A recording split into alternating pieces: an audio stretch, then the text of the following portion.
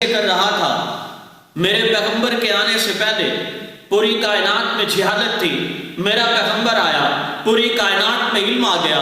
میرے پیغمبر کے آنے سے پہلے پوری کائنات میں شرک تھا، میرا پیغمبر آیا، پوری کائنات میں توحید آ گئی۔ میرے پیغمبر کے آنے سے پہلے پوری کائنات میں ظلمت تھی، میرا پیغمبر آیا، پوری کائنات میں روشنی آ گئی۔ میرے پیغمبر کے آنے سے پہلے والدین کے حقوق نہیں تھے، پیغمبر کے آنے سے پہلے اولاد کے حقوق نہیں تھے، پیغمبر کے آنے سے پہلے بچیوں کے حقوق نہیں تھے، پیغمبر کے آنے سے پہلے یتیموں کے حقوق نہیں تھے۔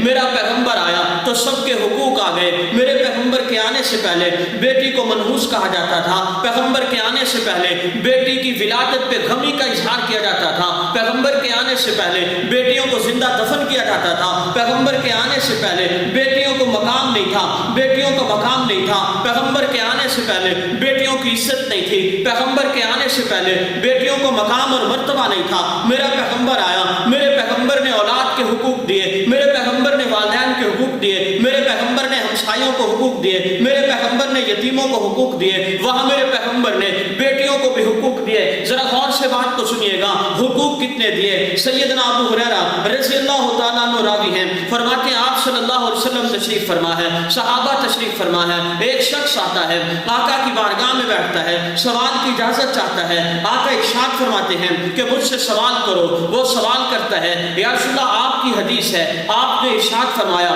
جس کی 3 بیٹیاں ہو وہ ان کی پرورش کرتا ہے، جس کی 3 بیٹیاں ہو انہیں عزت اور وقار سے رکھتا ہے، جس کی 3 بیٹیاں ہو اسے بوجھ نہ سمجھتا ہو، تو وہ 3 بیٹیاں اسے جنت میں لے جائیں گی۔ آپ وسلم نے فرمایا بالکل اسی طرح، آپ وسلم نے ارشاد فرمایا بالکل اسی طرح جس کی 2 بیٹیاں ہوں گی وہ ان 2 بیٹیوں کو بوجھ نہ سمجھے، ان 2 بیٹیوں کی عزت اور احترام کرے، ان 2 بیٹیوں کی پرورش کرے، ان 2 بیٹیوں کو مناسب جگہ پہ ان کی شادی کر دے۔ آقا نے فرمایا یہ 2 بیٹیاں بھی جہنم سے آگ بن جائیں گی۔ اب وہ رونے لگا اور رو کر پوچھنے لگا، اللہ کے پیغمبر پھر ذرا یہ بھی تو ارشاد فرما دیں جس کی 1 بیٹی ہو میں قربان جاؤں رحمت والے پیغمبر پہ۔ آپ وسلم نے ارشاد فرمایا پھر یاد رکھو اگر کسی کی 1 بیٹی ہے وہ بوجھ نہیں سمجھتا، 1 بیٹی ہے محبت کرتا ہے، 1 بیٹی ہے شفقت سے پیش آتا ہے، 1 بیٹی ہے اس کی تعلیم کا صحیح بندوبست کرتا ہے، تو یہ 1 بیٹی بھی اسے جنت میں لے کر جائے۔ سبحان اللہ۔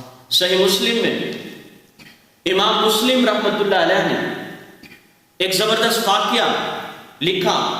ام المومنین حضرت عائشہ صدیقہ عتیقہ عفیفہ رضی اللہ تعالیٰ عنہ تشریف فرما تھی۔ اتنے میں ایک خاتون آئی، اس خاتون کے پاس 2 بچیاں تھیں۔ آپ صلی اللہ علیہ وسلم کی زوجہ محترمہ حضرت عائشہ رضی اللہ تعالیٰ عنہ تشریف فرما ہے۔ وہ خاتون آتی ہے اور آنے کے بعد حضرت عائشہ رضی اللہ تعالیٰ عنہ سے سوال کرتی ہے۔ آپ صلی اللہ علیہ وسلم کی زوجہ مطہرہ حضرت عائشہ رضی اللہ تعالیٰ عنہ جاتی ہیں، 3 کھجور کے دانے لے کے آتی ہیں، آپ اس خاتون کو دیتی ہیں۔ خاتون 1 کھجور کا دانہ اپنی 1 بیٹی کو دیتی ہے، دوسری کھجور کا دانہ اپنی دوسری بیٹی کو دیتی ہے، تیسری اپنے پاس رکھتی ہے تاکہ میں اسے کھا سکوں۔ اب وہ بچیاں اس کی طرف دیکھتی ہیں کہ یہ بھی مجھے دے دیا جائے، اب یہ بھی ہمیں دے دیا جائے۔ تو حضرت عائشہ رضی اللہ تعالیٰ